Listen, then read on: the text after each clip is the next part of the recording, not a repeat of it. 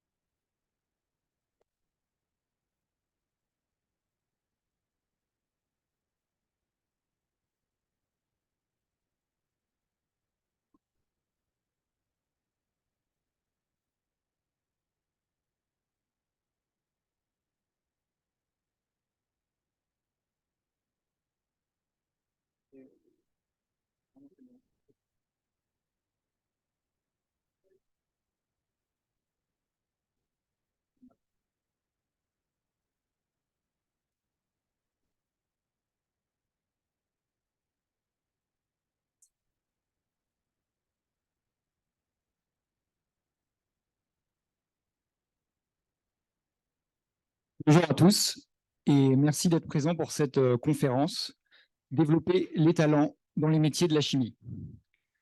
Alors, cette conférence vous est présentée par le cabinet Taste, qui est un cabinet de recrutement qui a été créé il y a 18 ans et qui est spécialisé en recrutement d'experts et en gestion de capital humain. Et aujourd'hui, pour vous présenter cette notion de talent, notamment dans les métiers de la chimie, nous avons le plaisir d'accueillir Jean-Claude Joannillou, qui va justement nous développer cette notion de talent. Bonjour à toutes, bonjour à tous. Merci à Nathalie Liébert et Gilles Lemaire d'avoir permis cette rencontre et au Village de la Chimie. Donc, le sujet est difficile mais intéressant. Donc, on va parler du talent. C'est une notion qui est très incertaine, mais l'incertitude, quand on résout des équations complexes, on sait aussi que c'est possible.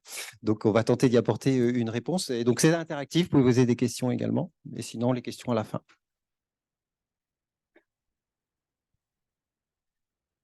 Alors, juste un peu d'histoire et de littérature, j'aime bien fixer un cadre et donc en fait, à travers le langage, on a des définitions du talent qui nous sont exprimées, qui sont intéressantes. On passe en fait, au départ, c'était un poids, une somme d'argent. Ouais. Le talent, c'était quelque chose de très concret. Quand on avait du talent, on avait de l'argent. Ensuite, ça s'est transformé dans le désir et la volonté.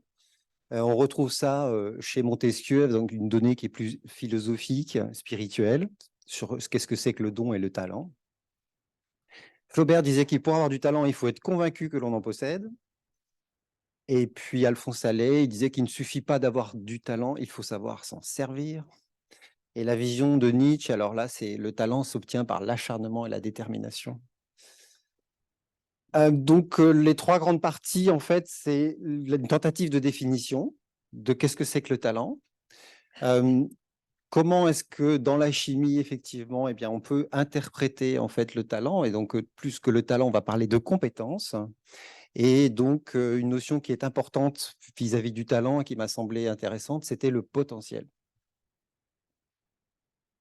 Rapidement, Taste, donc pour ceux qui ne savent pas ce que c'est qu'un cabinet de recrutement, donc notre métier, c'est de mettre en relation des gens qui ont une expertise, une carrière avec les entreprises qui ont un besoin. Et donc, notre rôle, c'est un rôle d'intermédiaire. En même temps, on fait du conseil, c'est-à-dire qu'on travaille également en proximité avec l'entreprise sur les problématiques d'organisation, de transformation des organisations et de capital humain. Donc, quand on recrute des experts, on appelle ça de la chasse. C'est un peu trivial, mais c'est resté comme ça, hein, headhunting dans la langue anglo-saxonne. Et donc, nous avons cette expertise, donc, et la mienne est l'industrie et une passion pour la chimie notamment. Nous avons développé un écosystème pour réfléchir aux problématiques d'organisation qui s'appelle le French Talent Studio. Dans l'idée, c'est d'explorer, d'imaginer des solutions concrètes pour développer les talents du futur. Alors, vous voyez que cette problématique aussi, elle se retrouve chez nous. Donc, c'est une communauté pour laquelle on travaille les sujets de transformation liés au capital, de développement de compétences, d'échange et d'inspiration et d'innovation RH. Donc, c'est animé par des Gotank. L'idée, c'est de pouvoir travailler sur des sujets d'innovation et d'explorer les enjeux du futur. Et il y en a beaucoup avec la transformation, l'arrivée de la donnée, aujourd'hui, l'entreprise du futur dont on commence à parler. Pour certains, c'est déjà très concret. Alors, la notion de talent est très, très difficile à définir, car cette notion peut avoir des significations complètement différentes en fonction donc, de la perception ou de la personne qui intervient ou qui va le définir. Donc, le talent pour l'entreprise, c'est une vision. Le talent, votre talent, c'est une autre perception. Et puis voilà, quels sont les talents de Kylian Mbappé? Vous voyez, dans le sport, dans l'art, quel talent on développe dans l'art. Donc, ouais, cette notion englobe plein de champs et recouvre tous les métiers. Donc, le fait de définir le talent, donc c'est un enjeu et qui est très intéressant. Et donc, merci Gilles pour cet exercice. Il n'était pas facile. Voilà, donc le marketing est passé par là. Donc, vous voyez, hein, great food, low price. Donc, on peut avoir beaucoup de talent dans le marketing. Hein. Donc, le marketing est partout. Voilà, mais tout le monde n'est pas content avec ce message. Donc, en fait, j'ai appelé ça une tentative de non-définition parce que je ne veux pas l'enfermer. Ce n'est pas un sujet qu'on peut enfermer, mais on va essayer de le contextualiser, de le cadrer par rapport à ce que vous pouvez en retirer et qu'est-ce que vous allez en faire dans vos carrières dans la chimie. Donc, on est entré dans une économie de la connaissance. Donc ça, aujourd'hui, qu'est-ce que ça veut dire? Ça veut dire que les connaissances sont multiples, elles ne sont pas que académiques.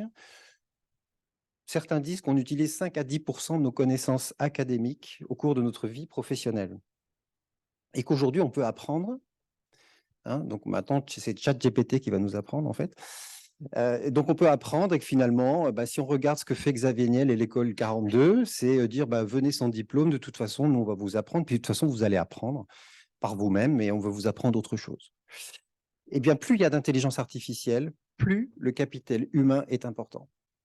L'intelligence artificielle, c'est un peu un contresens. Ce qui est intelligent n'est pas forcément artificiel. Pour moi, l'intelligence, elle n'est pas dans l'artificiel, elle est pour ceux qui créent l'intelligence artificielle. Et donc, le capital matériel est devenu secondaire. Donc, ça veut dire quoi? C'est qu'aujourd'hui, les entreprises qui se développent plus sur une industrie physique, mais se développent sur des concepts, et dans lesquels on attend des postures, des compétences particulières, et où différents talents s'expriment. Donc, on est en pleine mutation. Donc, ça, c'est quelque chose qui va nous impacter.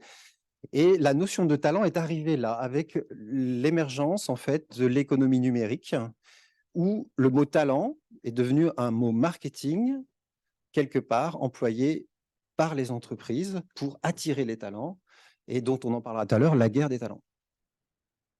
Alors, si on essayait de définir le talent par rapport à un écosystème, c'est-à-dire une entreprise, eh bien, le talent, c'est une capacité innée ou une aptitude naturelle souvent cachée qui doit être reconnue. on ne peut pas enlever ces 3 termes. Cela signifie être bon dans une activité donnée sans réellement l'apprendre ou l'acquérir, contrairement à la compétence qui est en relation avec l'acquis. On peut ne pas être d'accord, mais si on positionne en fait le talent comme quelque chose qui est un potentiel et qui est donc du domaine de l'inné, la compétence, ce sera du domaine de l'acquis. J'ai pris cette définition à partir donc de conférences données par le Collège de France et par Pierre-Michel Menger, sociologue, qui a traité ce sujet de manière remarquable et qui définit ainsi le talent comme une combinaison de qualités qu'on peut essayer de lister, mais dont on ne connaît pas le bon dosage ni le bon équilibre. On a tous une perception de soi-même, de ses capacités. Certains disent « ouais, moi j'ai du talent, voilà ce que je vois, voilà ce que voient les autres », et puis d'autres voient encore autre chose. Donc la notion de talent, elle a besoin de référentiel. Donc si j'exprime que le talent est inné et que la compétence s'acquiert, eh bien le talent, lui, il a besoin d'être révélé, chouchouté, exercé, encouragé. C'est-à-dire que le talent, c'est un potentiel qui va se révéler à travers la rencontre, vos rencontres, la rencontre avec le monde du travail, la rencontre des entreprises. À l'inverse, les entreprises ont besoin aussi de révéler aussi des talents, de les chouchouter et également de les exercer et de les encourager. Alors, on a vu le talent, qui est donc une part de l'inné ou de son potentiel. Et donc, qu'est-ce que veut dire une compétence? Alors là, dans le terme compétence, on a aussi des divergences et 2 points de vue. Certains vont dire que ce sont un nombre de savoirs associés à des savoir-faire, associés à des savoir-être, et puis parfois aussi à aimer faire.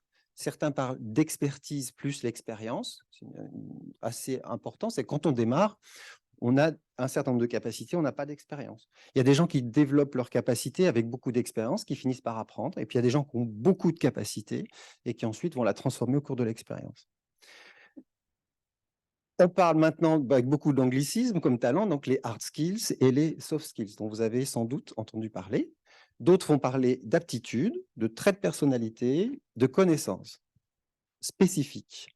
Et puis, on peut aussi allier les capacités et les aptitudes. Donc, vous voyez qu'en fait, ça recouvre différentes définitions et différentes approches pour parler finalement du même sujet.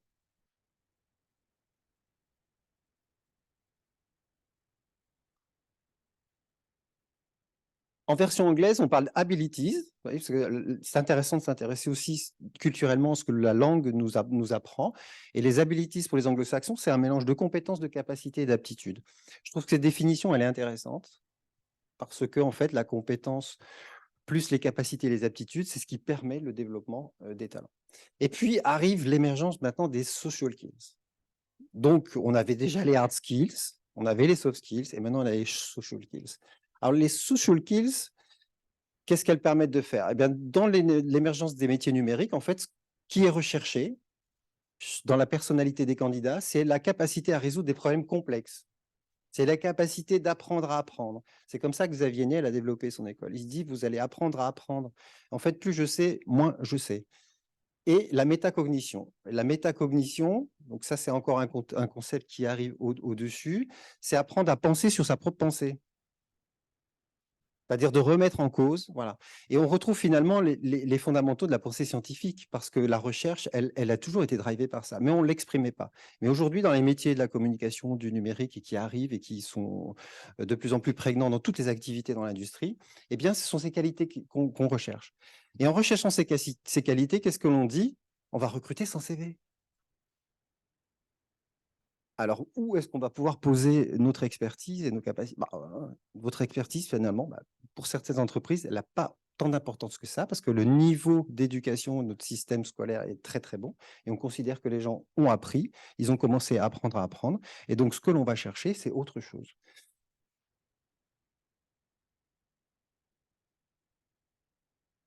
C'est la révolution du numérique qui amène ces changements, qui nous bouscule dans l'automatisation des tâches. Auparavant, on parlait de qualification. On était qualifié, un opérateur était qualifié, un ingénieur était qualifié par rapport à des choses qu'il avait déterminées et qu'il appliquait dans un système très, très fermé.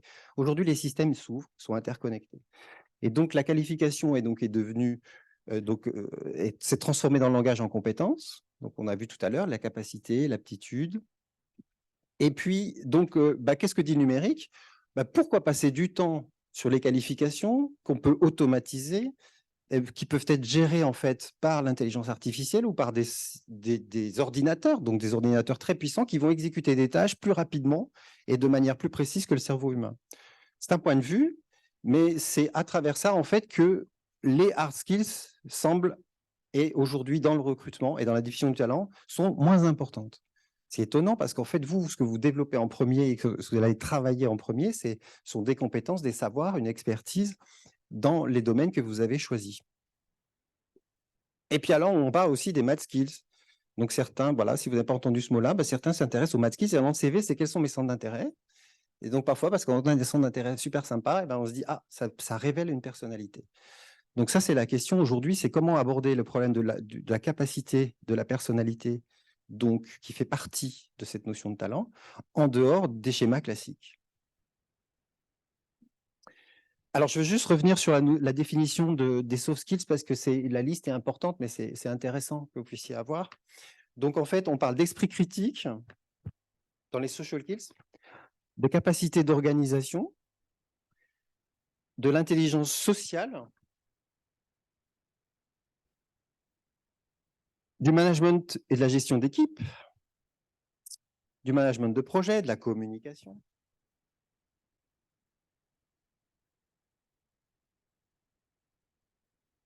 De l'état d'esprit, de l'intelligence émotionnelle, de l'éthique.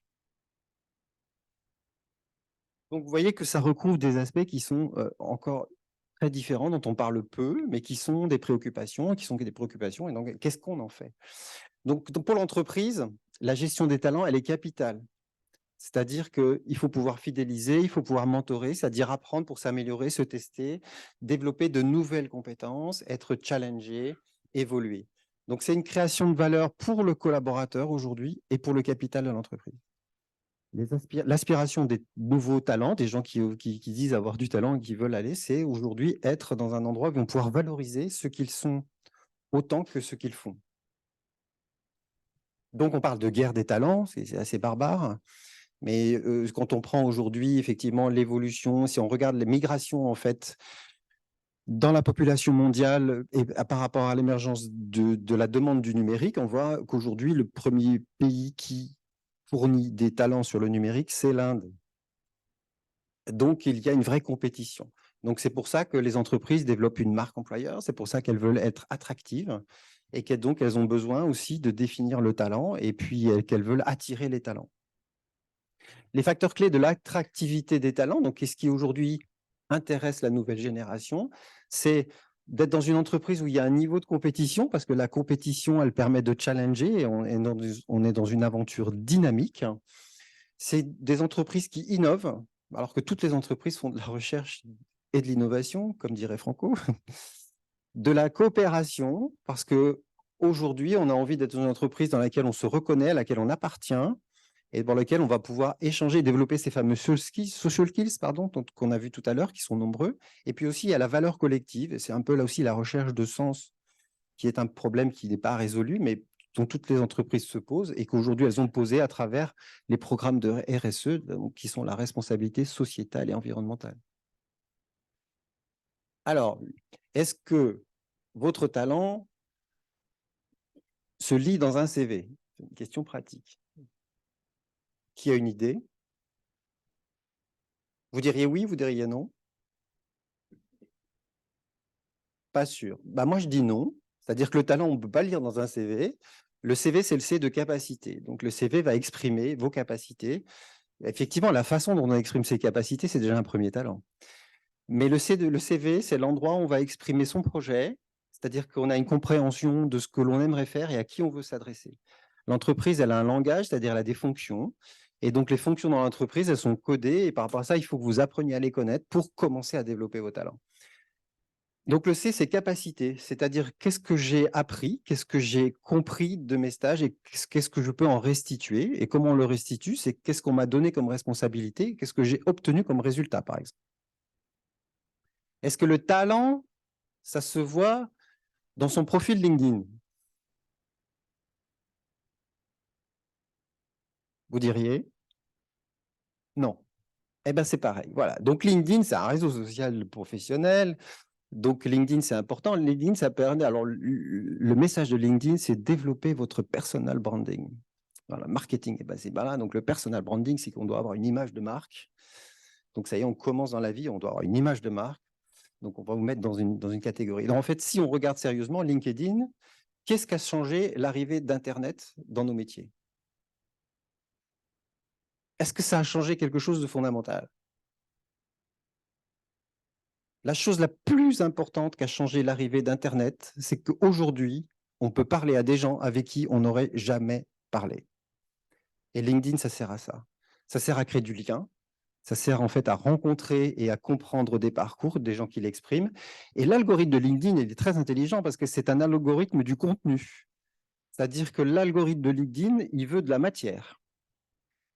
Souvent, quand je rencontre des ingénieurs, je leur demande LinkedIn, est-ce que ça vous intéresse? Non, je n'ai pas besoin. Le taux de chômage des ingénieurs, il est de 2%.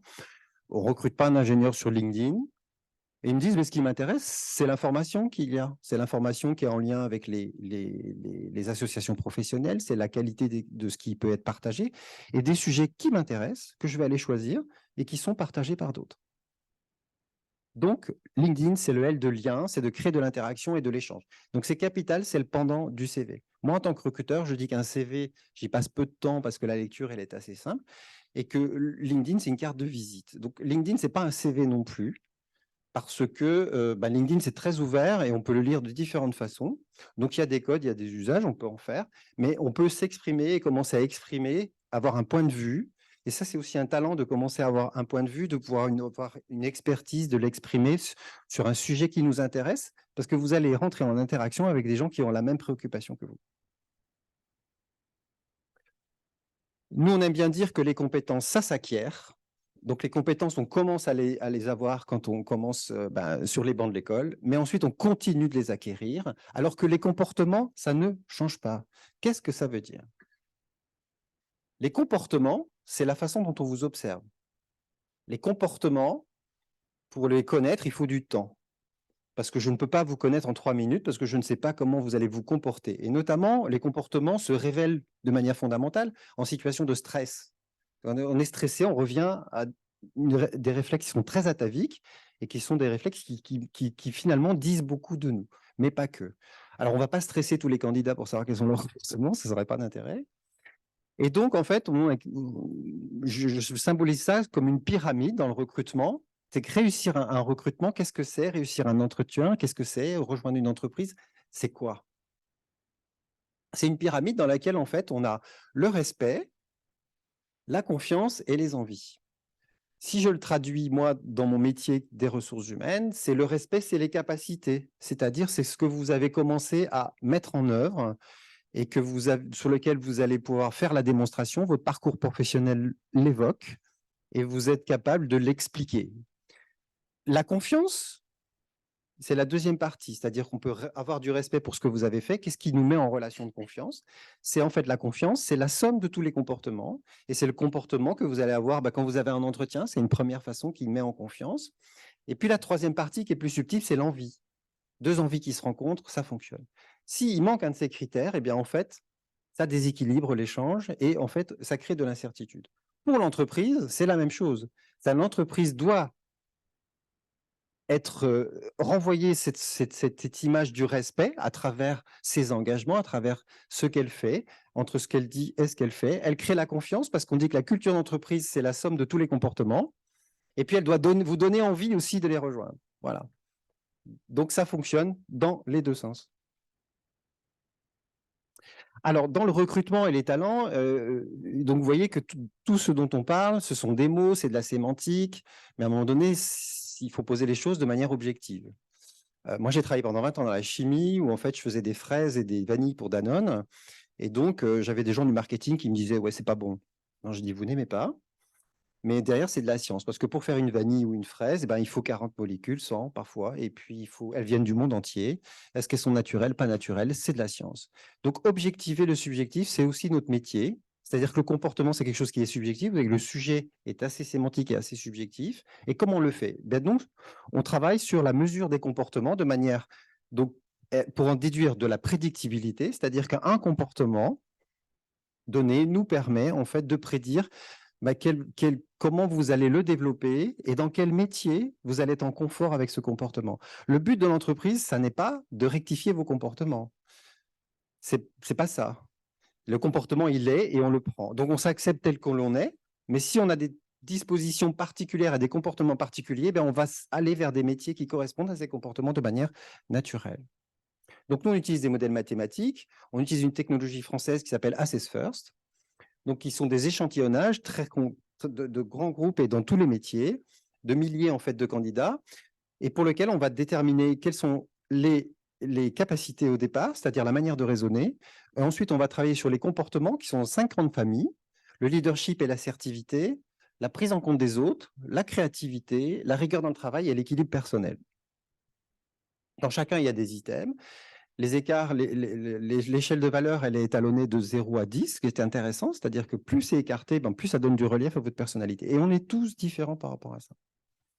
Donc ça, aujourd'hui, on a des outils qui nous permettent aussi de travailler et puis aussi de voir si, entre mes aspirations, les aspirations, c'est ce que je veux faire, les comportements, c'est comment je fais les choses.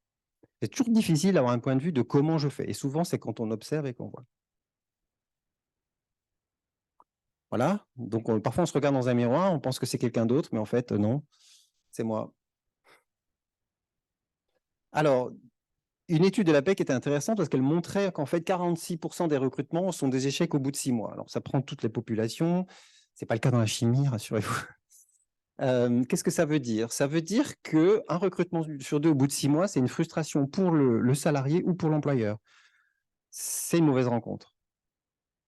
Et donc, à partir de là, on se dit, pourquoi il y a autant d'échecs? Pourquoi ça? Parce que ça coûte beaucoup d'argent, on y met beaucoup d'investissement, on forme les gens, et puis à la fin, il y a une déception. Cette déception, dans 89% des cas, elle est due aux soft skills, c'est-à-dire au problème de comportement. Elle n'est pas due à l'expertise. Voilà. Soit on n'a pas trouvé le bon écosystème pour exprimer ce que je suis, soit l'écosystème vous rejette parce qu'en fait, vous n'avez pas les comportements qui correspondent à ce qu'il était nécessaire. Donc, ce qui veut dire qu'à l'école, j'extrapole, c'est risqué, mais ça veut dire que vous travaillez actuellement que sur 11%, c'est les hard skills, vous ne travaillez que sur 11% de ce qui fera votre talent et le développement de votre carrière. Ça remet en cause aussi les systèmes de formation. Est-ce que les formations en entreprise nous amènent sur la notion de social skills et de soft skills? De plus en plus, mais finalement, dans l'industrie, la priorité, c'est la sécurité. On a des sites industriels qui sont avec des enjeux qui sont importants en termes de sécurité, de process, etc. Et qu'on a passé beaucoup de temps sur le lean management, etc. Et qu'aujourd'hui, voilà, diffuse avec l'arrivée du numérique, des attentes, des talents qui, eux, veulent être dans des environnements innovants et agiles, et dans une industrie qui est dans celle de la sécurité, où les compétences fondamentales sont naturellement et nécessairement très, très, très, très importantes. Alors, comment vous appréhendez les soft skills dans vos enseignements? Est-ce qu'à l'école, on en parle? C'est une question que je me suis posée. Non? Personne? Bon, il y a du travail. Alors, voilà, une question qui pratique par rapport à ce que je viens d'expliquer, c'est je travaille en équipe, dans un groupe, mais quel est mon apport dans les rouages du fonctionnement de l'équipe? C'est-à-dire, quelle dynamique je crée? Est-ce que je suis en retrait? Est-ce que je facilite? Est-ce que je bloque? Voilà, c'est ça le comportemental, c'est ça apprendre à se connaître. Et c'est en ça que vous allez à la rencontre de vous-même découvrir quels sont vos talents. Et que si vous êtes quelqu'un qui prend le lead, qui très facilement prend la parole, qui veut organiser, qui fait de la communication, ça va vous orienter potentiellement vers les métiers qui seront ceux de la communication, du marketing, même s'ils sont dans l'industrie de la chimie, ils sont très très intéressants. Mais pas que, quand on veut occuper des fonctions de responsabilité, on est obligé de faciliter, etc. Donc, ces questions-là, finalement, on ne se les pose pas et on va juste les rencontrer. Et puis, parfois, on ne les traite pas. Et puis, du coup, on a des frustrations et puis, on peut avoir des échecs. C'est-à-dire, à un moment donné, ça ne fonctionne pas. Et on se dit, oui, à qui la faute? Personne, ce n'est pas des questions de à qui la faute. Mais en fait, c'est un malentendu et qui est lié au problème de comportement et de connaissance de soi. Et dans le train de l'entreprise qui va très vite, parfois ces problèmes, on n'a pas le temps de les aborder. Et donc, naturellement, il y a des gens qui vont s'inscrire, s'inspirer et qui vont réussir à poser leurs qualités naturelles et leurs talents pour réussir plus vite que d'autres. Alors nous, on a fait l'exercice parce que c'était intéressant. On a posé au sein du cabinet donc la question, c'est si vous deviez définir le talent en 5 mots, qu'est-ce que vous mettriez? Donc c'est un nuage de points. Alors nous, vu que nous, on travaille beaucoup sur l'humain, et les mots qui sont sortis, c'est soit la richesse et l'engagement. Soit parce que c'est quelque chose, comme les comportements, c'est quelque chose dont on doit prendre conscience aussi individuellement. C'est un travail que l'on doit faire soi-même. Il y a un grand champ pour moi, pour l'entreprise, pour essayer aussi, et elles le font déjà, pour aider les gens à se révéler, à comprendre dans le comportement ce qu'ils peuvent faire, améliorer ou transformer. Et donc, soit le travail sur soi, on dit toujours que on ne peut donner un conseil que lorsque quelqu'un vous le demande. C'est-à-dire que si on explique, en fait, on a une somme de savoir. Mais c'est la différence entre savoir et connaître. Connaître, c'est quand on en fait sa propre expérience. Donc, on peut parler pendant longtemps. Il ne se passe rien tant qu'on ne l'a pas expérimenté. Et donc, ce travail sur soi, il interroge aussi. Et aujourd'hui, on a de la capacité, on a les outils aussi, et on est dans une société de l'information, d'aller à la rencontre de ce soi qui est un petit peu ailleurs et qui n'est pas forcément dans le cadre de ce qu'on avait prévu dans ses études, ni dans celui de l'entreprise. On peut challenger l'entreprise pour dire, mais moi, je veux travailler sur mon développement, parce que parfois, on veut développer une compétence additionnelle. J'étais dans la production et puis je voudrais aller vers le marketing. Eh bien, ce n'est pas tout à fait les mêmes attendus. Et donc, il y a aussi un travail sur la connaissance de soi. La richesse, parce que la connaissance de vous, c'est une richesse inestimable, parce que ce n'est pas un diplôme, ce n'est pas quelque chose il n'y a pas de mimétisme, c'est vous. Et donc, c'est votre propre richesse. Et l'engagement, c'est-à-dire que l'engagement, c'est aussi la notion du dépassement de soi.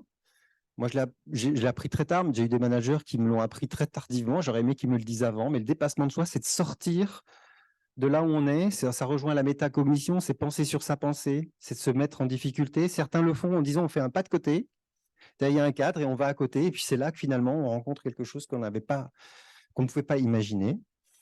Donc c'est intéressant. Quelqu'un qui est ici dans la salle, qui travaille chez CEPIC, m'a dit que les gens talentueux, ce qu'il avait retenu des gens talentueux, c'était que, si je ne me trompe pas, c'était l'humilité.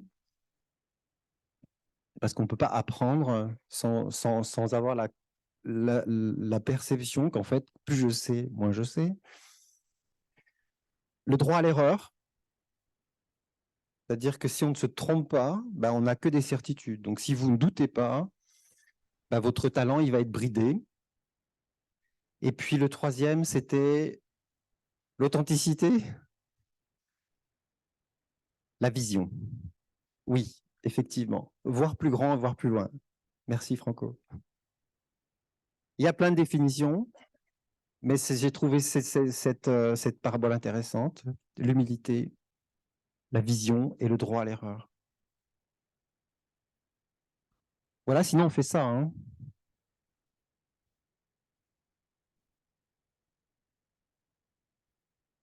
Quand on n'est pas heureux là où on travaille, en fait, on n'ose pas dire pour qui on travaille, on a envie de se cacher, on n'a pas envie d'appartenir. Alors, dans les fonctions de l'entreprise, alors qu'est-ce que ça veut dire, par exemple, si on veut travailler dans les métiers de la création et l'innovation? Quels sont les talents d'un technicien de formulation? Il y en a. Chaque métier a ses propres talents. Qu'est-ce qu'un ingénieur procédé développe comme talent? Il travaille dans l'usine, il va travailler sur la conception, l'amélioration des procédés. Et puis un responsable de laboratoire, quel talent, voyez? Donc, la réponse n'est pas simple. Je ne l'ai pas, vous avez tous un point de vue, mais la question qu'on peut se poser, c'est quand vous allez choisir le métier ou la fonction que vous voulez occuper, demandez-vous quelles sont les qualités comportementales qui y sont associées, parce qu'elles vous éviteront de faire peut-être un mauvais choix, mais parfois il faut se tromper pour aussi s'apercevoir qu'on a fait un mauvais choix. Si on travaille dans le contrôle, dans l'hygiène, si on veut travailler aujourd'hui beaucoup dans l'environnement, dans la sécurité, pareil, quelles sont les qualités? Un responsable qualité. Un responsable qualité, chez nous, les clients nous disent qu'il faut que ce soit quelqu'un de rigoureux. Oui, mais aujourd'hui, un responsable qualité, il est en interface avec les achats, avec la production. Donc, c'est quelqu'un qui doit communiquer. Il ne communique pas que des résultats. Donc, c'est quelqu'un qui doit être en capacité aussi de dire. Et puis, quand il y a un problème, Bah, la qualité, c'est le gardien du temple. Donc, c'est quelqu'un qui doit avoir une certaine autorité, mais tout en expliquant le contexte et puis aussi trouver des solutions. Et alors, dans l'informatique industrielle, puisqu'on parlait de la data, alors les informaticiens, alors quelles sont les qualités qu'ils doivent avoir? Quels sont les comportements qu'ils vont avoir? Parce qu'on dit qu'ils ont beaucoup de liberté, mais en fait, ils gèrent des problèmes complexes, ils s'adressent à des métiers qu'ils ne connaissent pas, mais qu'ils doivent apprendre, etc., etc. Voilà. Alors, maintenant que j'ai dit ça, je voulais aussi avoir une vision un peu plus complète et dire, regardons ce qui se passe en Asie. Parce que dans ma carrière, quelqu'un m'a dit, écoute, si tu ne vas pas en Asie, tu es la moitié d'un homme. Hein, parce qu'ils sont quand même nombreux. Et eux, ils ont une vision. Et puis, ils nous envoient des produits. Donc, ils ont quand même des talents. Hein. Bah, en Asie, le mot talent, il n'existe pas. Et donc, j'ai utilisé la pensée de François Julien, qui est un sinologue, et puis qui est allé voir, d'un point de vue de la sémantique, qu'est-ce que disait l'Asie. En Asie, le verbe être n'existe pas. Le verbe être n'existe pas. Donc, en Asie, on accompagne les choses. Et donc, lui, dans sa notion de philosophe, c'est de dire, je vais distinguer de ce qui est, et par la suite, je vais décider, juger et choisir. Donc, la pensée chinoise, elle invite au contraire à rester au plus près du cours de la nature. Voilà. Et donc, par rapport à ça, le processus est vécu différemment pour les Asiatiques. Ce qui fait que les Japonais ont été, par exemple, comme malgré tout, très très forts. Ce sont eux qui nous ont amené toutes les techniques du Lean. Hein. Ce sont eux qui ont la méthode Kaizen, etc. L'amélioration continue, c'est eux qui l'ont fait. Ils l'ont fait par l'observation. C'est intéressant la philosophie parce que l'observation, le courant philosophique de l'observation, par exemple, c'est la phénoménologie. Donc, je peux que vous inviter, si vous êtes curieux, à aller voir ce que disent les phénoménologues, parce que derrière, ce sont eux aussi qui ont inspiré, on va en parler juste après, toute la physique quantique, puisque vous êtes des scientifiques et aujourd'hui, on ne peut pas soustraire la physique quantique de l'évolution de nos sociétés. Donc, le sage chinois accompagne le cours du monde. Et je voulais introduire cette notion parce qu'il y a, dans tout ce que l'on essaye de partager aujourd'hui, une dimension donc, de définition et une dimension donc, en 3 parties. Donc, on a vu qui était le respect, la confiance et l'envie. Mais je voudrais en rajouter une 4e, parce que quelque chose qui percole entre tout ça.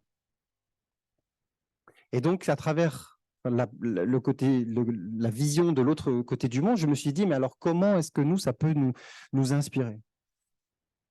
Eh bien, donc, en fait, je suis revenu sur mes cours de physique-chimie et je suis revenu sur la notion de l'énergie.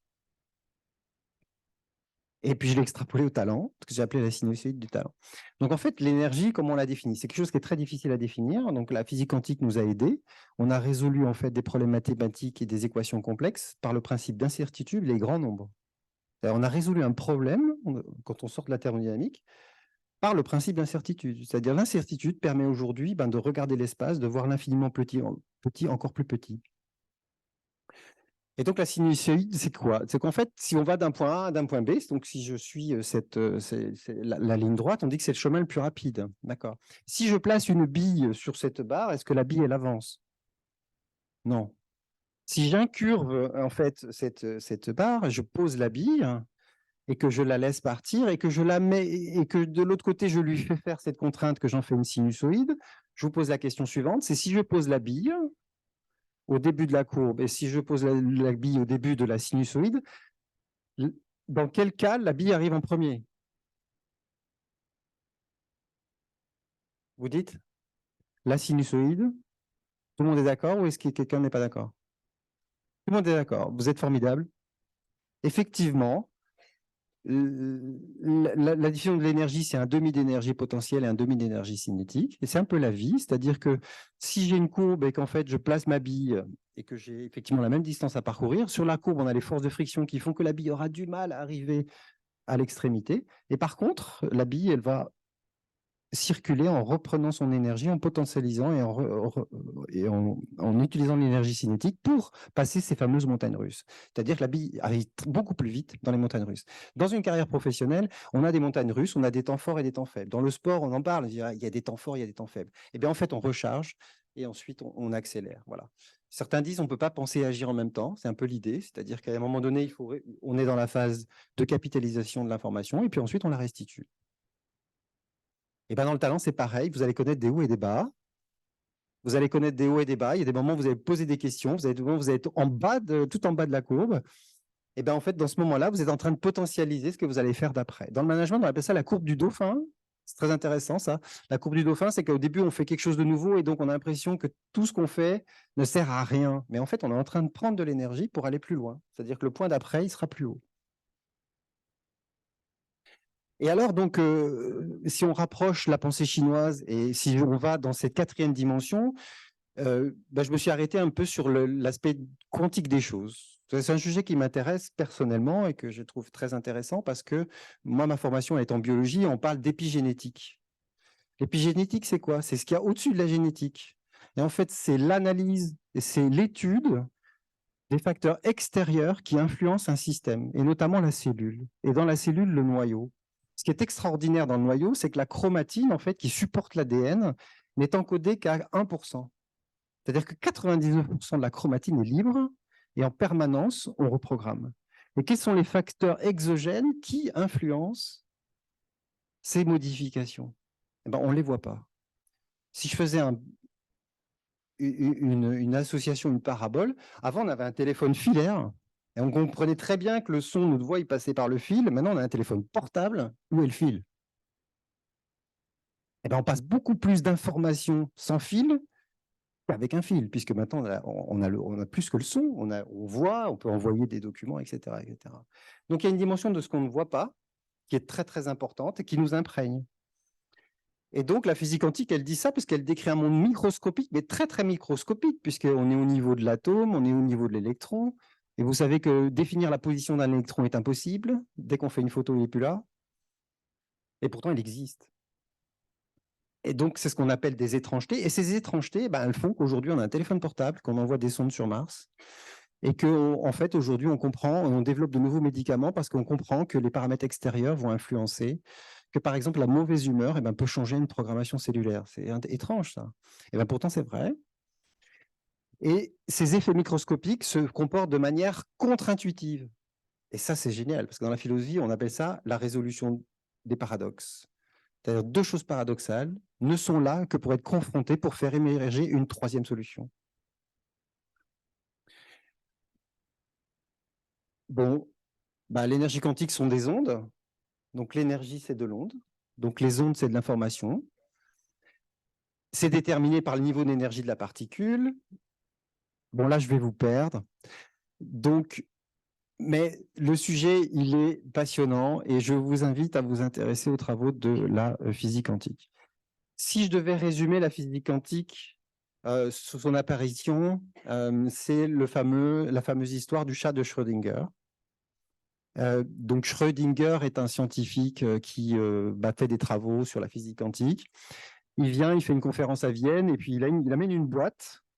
Et dans cette boîte, il dit il y a un chat et il y a une pipette de cyanure. Et puis il demande à ces 500 scientifiques qui sont brillants, le chat est-il mort ou vivant? Pour qui il est vivant dans cette salle? Pour vous? Pour qui il est mort? Voilà. Donc en fait, ni l'un ni l'autre, le chat est mort et vivant à la fois. Tant que je n'ai pas ouvert la boîte, il est les deux. Voilà la physique quantique.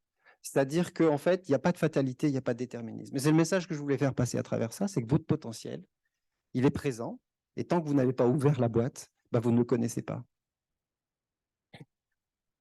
Et alors, pourquoi je parle de la physique quantique? Parce que je veux parler des émotions, et que donc en physique quantique, on dit que 1 plus 1, ça ne fait pas 2, ça fait 3, parce que en fait, le 3, c'est ce qu'on partage. Donc d'abord, on a des émotions, parce que l'émotion, c'est de l'information, c'est une onde. Vous voyez, une situation où on ne se parle pas, le premier rendez-vous Tinder, on est tout rouge, on se dit il se passe quelque chose. Donc il y a quand même une friction moléculaire, vous voyez, il y a de l'énergie. Et on commence à comprendre des choses, mais on ne sait pas mettre les mots.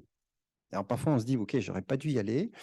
Et parfois, on rencontre l'amour de sa vie, OK, tant mieux, tous les cas sont possibles, pas de prédiction. Mais d'une émotion, on a une sensation, et d'une sensation, on en fait un sentiment, et ce sentiment se transforme en pensée. Et donc, en fait, la physique quantique, comment elle interprète cela? C'est-à-dire qu'elle dit, j'ai l'entreprise et j'ai moi, vous avez chacun d'un côté. Qu'est-ce qui fait la richesse? C'est la confrontation. Et là où on se rencontre, c'est entre les deux. C'est-à-dire ce que vous allez développer dans les entreprises, vous allez mettre une part de vous-même, l'entreprise va vous apporter quelque chose. Et la troisième dimension, c'est ce que vous partagez ensemble. Et votre talent va se développer dans le partage. Si vous ne partagez pas, 1 plus 1, ça fait rien. Ça fait 2 systèmes séparés.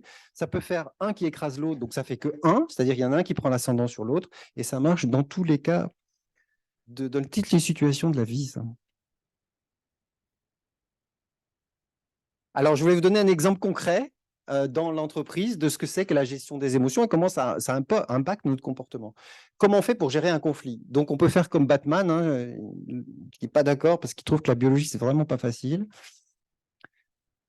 Bah, d'abord, on observe toute la phénoménologie dont je vous parlais tout à l'heure, qui observe. On ressent, on exprime son besoin et ensuite on peut dialoguer. Bah, voilà, c'est une situation qui est quand, effectivement, on est en train de travailler ensemble. Il y a des moments où ce qu'on ressent, la friction qu'on ressent, la frustration qu'on a, ça empêche de raisonner. On ne peut plus rien faire parce que de toute façon, c'est une injustice. Lui, il a dit ça, je ne suis pas d'accord, mais on est sorti du cadre de pourquoi on se réunissait. OK. Donc, j'observe. Effectivement, j'observe, il est en train de me dire quelque chose. Je vais lui en mettre une. Non. Et on ressent, ça ne me convient pas. Et puis ensuite, une fois qu'on a dit, écoute, ça ne me convient pas, ce que tu as dit ne me convient pas, eh bien, qu'est-ce que je vais en faire? Mon besoin, c'est ça. Voilà, moi, ce que je voudrais faire et dire, c'est ça. Et à partir de là, le dialogue est possible. C'est la conclusion. Donc, la notion de talent est diffuse.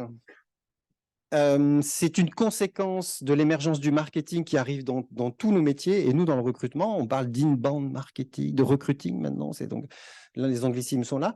Donc, le marketing, il nous dit quoi? Il nous dit qu'aujourd'hui, on est dans une société du consumer centricity, c'est-à-dire qu'on fait les produits pour les adapter aux consommateurs et on va dans l'individuation du besoin. Ça pose un problème fondamental pour les industriels que nous sommes tous, dans la chimie et ailleurs, c'est comment on veut produire en fait des systèmes qui sont avec des cadences, donc avec de la reproduction et de la productivité, et où derrière, on a besoin d'avoir un produit personnalisé, etc. C'est quand même quelque chose qui est important. Alors du coup, on a retourné tout le système, on s'est dit, on ne s'occupe pas des usines, ils vont s'adapter quand même. Et alors, on a dit quoi? On a dit, effectivement, on va personnaliser les choses. C'est ce que vous faites aujourd'hui quand vous achetez votre repas chez Deliveroo. Ça a des conséquences sociétales, environnementales, on ne le voit pas, mais c'est un choix. Et ce choix-là, il crée une autre complexité, il crée une autre dynamique dans la chaîne d'approvisionnement, il crée d'autres contraintes. Il y a quand même des gens qui ont le talent de vous livrer. Elle pose la question de la guerre des talents, on l'a vu, et de l'attractivité dans les entreprises. C'est sûr que comment en fait on aspire tous ces talents, peu importe comment on va les définir, il faudra quand même les définir. Est-ce qu'on le fera par les social skills, par les soft skills, chacun son école. Et donc, en fait, j'ai tenté une synthèse. Donc, si je devais définir le talent, je dirais que c'est une combinaison, une conjugaison de ce en quoi j'excelle, ma pratique, mon expertise. L'expertise que vous êtes en train de développer et ce qui vous intéresse aujourd'hui, de comment je fais les choses, le comportement, et de mes aspirations, de pourquoi je fais les choses. Et dans le pourquoi, c'est une question très réflexive. Quand on demande à quelqu'un pourquoi tu fais, je ne sais pas. C'est une question très difficile. Pourquoi? Et aujourd'hui, cette nouvelle génération dont on dit qu'elle est agitée, impatiente, etc., mais en fait, elle cherche du sens parce qu'on s'aperçoit que finalement, aujourd'hui, l'industrie, elle a déplacé le sens, elle l'a mise ailleurs, etc., et que les aspirations et le comportement est devenant de plus en plus important. Eh bien, en fait, où est-ce que je retrouve du sens? Et donc, son talent, eh bien, finalement, il va s'exprimer à travers ces trois parties. Et je rajoute l'entre-deux, plus subtil, où on parlait des émotions de la physique quantique, mais finalement, c'est là que s'insère l'intuition, l'inspiration et la création.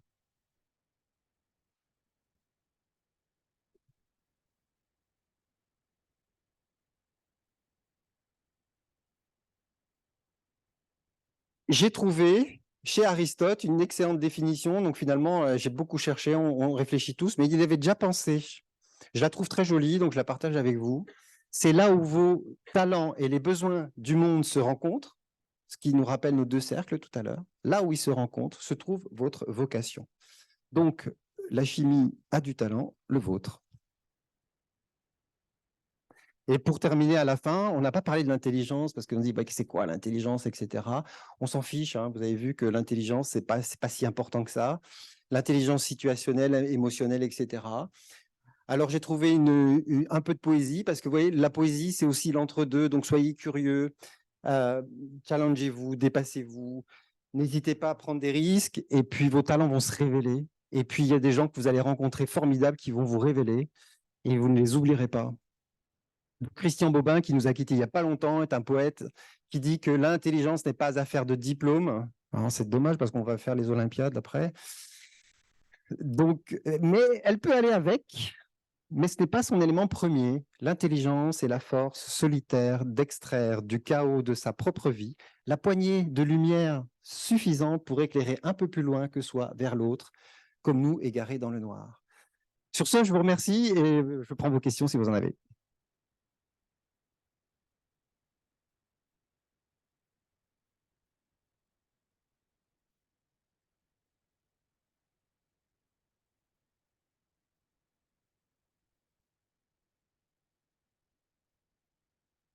Bonjour, alors merci beaucoup pour cette conférence. J'avais juste une remarque sur quand vous dites que 89% des recrutements, des échecs de recrutement en fait sont liés aux soft skills et 11% pour les hard skills. Vous, la conclusion que vous en tirez, c'est que l'école, enfin je précise que je suis enseignante, l'école ne forme pas suffisamment aux soft skills. Moi, la conclusion que j'en tirais, c'est que l'école forme bien aux hard skills, puisque en fait, ils sont pas à l'origine d'échecs de recrutement. Et après, donc les soft skills sont de plus en plus enseignés, enfin répandus même à tous les niveaux. Moi, j'enseigne en BTS, métier de la chimie, et c'est vraiment, il y a une réforme il y a quelques années sur la formation, c'est vraiment quelque chose qui est pris en compte. Mais voilà, se pose aussi le rôle de l'école là-dedans, entre hard skill et soft skill. Vous avez répondu à la question. Je suis d'accord avec vous sur le fait que l'école forme bien. L'excellence de la formation française, elle est reconnue, elle est importante, elle est structurante et qu'elle est nécessaire. On a besoin d'un socle et d'un cadre. Et je dirais qu'aujourd'hui, il n'y a pas de cadre sans hard skills finalement. Mais la manière dont on l'enseigne, je dirais qu'il faudrait mettre du soft skills dans la façon dont on enseigne les choses. Parce que pour créer, susciter des vocations, donner de l'inspiration, donner de l'envie, parler de l'entre-deux, il faut changer un petit peu l'approche. Et c'est-à-dire que aujourd'hui, cette génération Z, j'aime pas les mots, mais on dit elle est impatiente, etc. Mais j'écoutais l'interview de Didier Deschamps, il disait, vous faites comment, vous, avec les jeunes, là, les Mbappé, parce qu'il y en a un, il a 35 ans, l'autre, il a 19, et comment il... Oui, je dis, je fais des réunions qui durent moins longtemps. Et puis, par contre, quand je leur fais passer un message, il est précis. Donc, on le rencontre. Aujourd'hui, on a les entreprises, 5 générations qui travaillent ensemble. Elles ont eu 5 modèles d'éducation un peu différents. Alors, il y a toujours ceux qui vont dire, oui, c'était mieux avant, etc. Peu importe. Je pense que dans la manière d'inspirer, de susciter des vocations et de révéler le talent, il y a des enseignants qui sont talentueux. Mais certains se souviennent du cercle des poètes disparus. La première chose qu'il fait, c'est de monter sur une table. Voilà, c'est-à-dire qu'en fait, ce n'est pas ce dont on va parler, c'est le chemin que l'on va faire ensemble. Voilà. Et donc, s'il devait aujourd'hui dire que les hard skills peuvent être mieux enseignés et susciter, ils ont le potentiel des hard skills, c'est susciter des vocations. Et pour ça, c'est le chemin qu'on fait ensemble. Donc, c'est le chemin que l'enseignant fait avec. Et donc, il y a aussi beaucoup de l'enseignant parce que derrière l'institution académique, et là, c'est contrainte, il y a des timings, et puis derrière, il y a un logiciel. Maintenant, il faut choisir son orientation, etc., etc. Donc, c'est compliqué. Donc, le soft skills, il germe, mais il est présent chez celui qui enseigne. Parce que l'enseignant, un de ses talents, c'est partager, c'est susciter de l'intérêt et c'est d'apprendre à apprendre.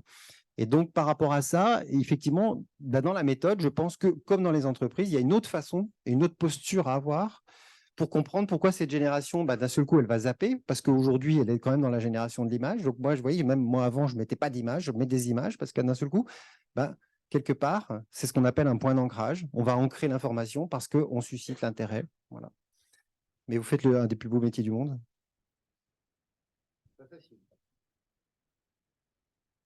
Ne lâchez pas. Est-ce qu'il y a d'autres questions? On va vous donner le micro. Merci beaucoup pour la conférence. Moi, j'ai envie de vous poser une question personnelle. J'ai envie de savoir comment vous avez déployé vos talents pour passer de la chimie au recrutement. Et quel est le lien avec le nom Taste qui met en appétit? Voilà. Ah oui, alors donc il n'y a pas de hasard et il n'y a pas de fatalité. La vie est faite de rencontres. Donc j'ai rencontré des gens qui m'ont éclairé. Et donc moi j'ai une révélation, c'est quand j'ai mis mes yeux sur un microscope. J'ai vu l'infiniment petit. Moi, j'ai trouvé ça génial. C'est-à-dire quand j'ai vu en fait une bactérie, quand j'ai fait des boîtes de pétri, j'étais comme un dingue.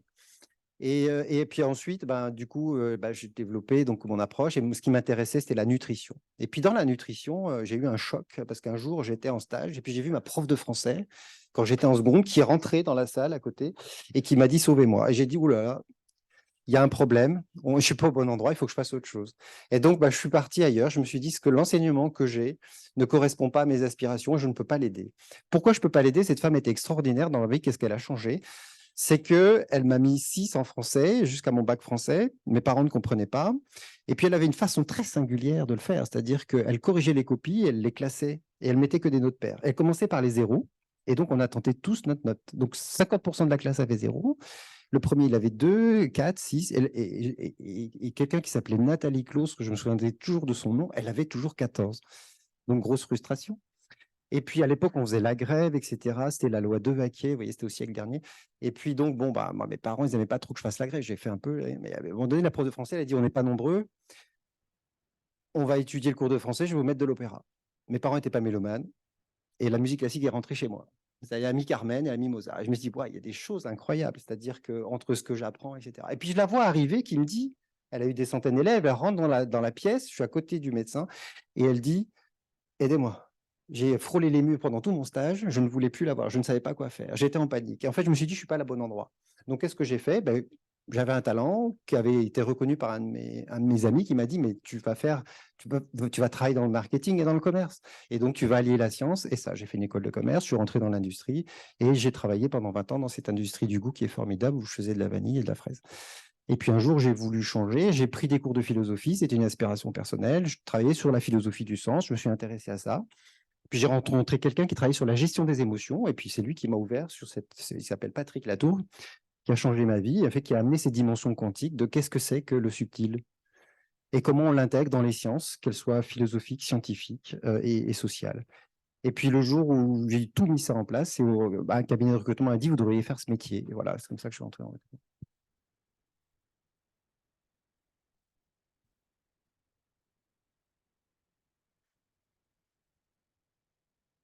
Il n'y a pas de questions sur les soft skills, c'est drôle ça. Bon, une dernière question.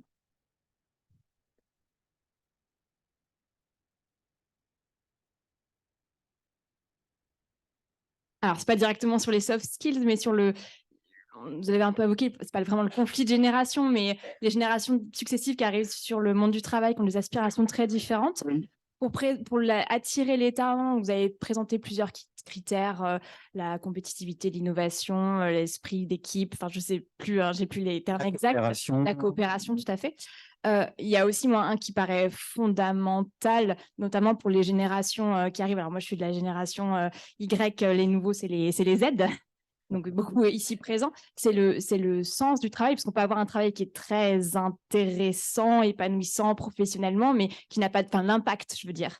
L'impact. Et là, je trouve que la chimie, le secteur de la chimie répond beaucoup à ce besoin de sens et d'impact concret et l'impact positif aussi vis-à-vis de toutes les questions environnementales, etc. Et je pense que c'est quelque chose qui est important et qu'on voit beaucoup d'écoles. Alors, on a parlé récemment des écoles d'ingénieurs ou des écoles de commerce où certains étudiants sont en rupture de banc avec les formations qui leur sont proposées et l'avenir, entre guillemets, désirable qui leur est proposé et qui ne veulent pas de ça, en fin de compte. Donc, pour le fait d'attirer les talents, je pense que c'est une problématique qui est intéressante. Oui, c'est un sujet qui est très, très intéressant et qui est très difficile à aborder. Moi, j'aime pas qu'on mette les gens dans des X, Y, Z, si vous voulez. C'est pas très intéressant. Je vais revenir sur la pensée quantique. Dans la pensée quantique, en fait, on parle des champs magnétiques et on a revu Darwin sur l'expansion et l'apprentissage.